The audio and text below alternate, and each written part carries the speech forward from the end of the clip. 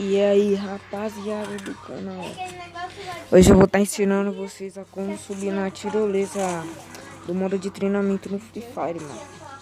Mas é com a Loki, entendeu, mano? Porque eu acho muito difícil subir ali em cima sem a Loki, mano. Vamos esperar aqui, se alguém... Vamos ver se eu consigo subir aqui de primeira já, rapaziada. Ó, eu vou tentar subir. Primeiro, você ativa o Alok, corre e pula. Mas tem que pular certo, rapaziada. Se você tem que pular no ângulo, mano. Você tem que vir certinho, mano. Meu celular tá dando as largadas. Não é muito bom, como vocês sabem, já falei, mano. J2 Prime. Mas quando vocês viram, rapaziada, é isso daí pra subir aqui, mano.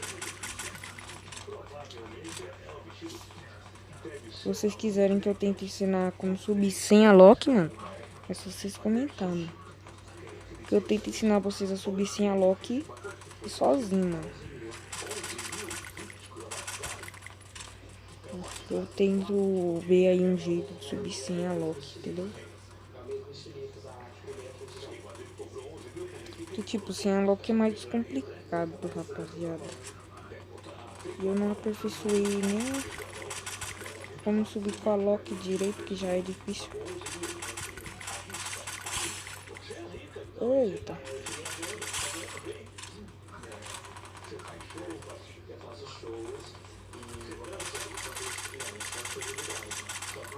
Tem carinha aqui, mano.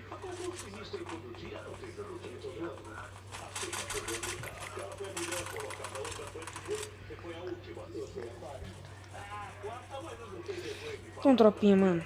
Vou tentar tá ensinando com... Não vou tentar ensinar assim a Loki, não. Se tiver, tipo, bastante like nesse vídeo... Se bater uns 20 likes nesse vídeo, eu ensino como subir sem a Loki. Se tiver 20 likes, mano.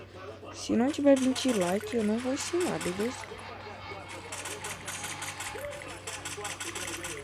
Então, rapaziada, eu vou tentar tá subindo aqui de novo.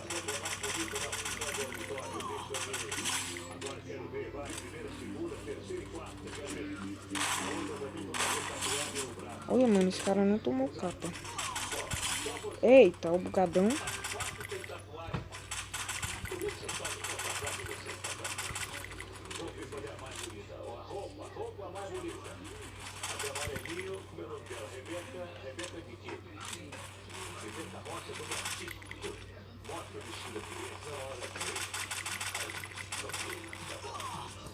Aí, rapaziada, eu vou tentar subir de novo, mano.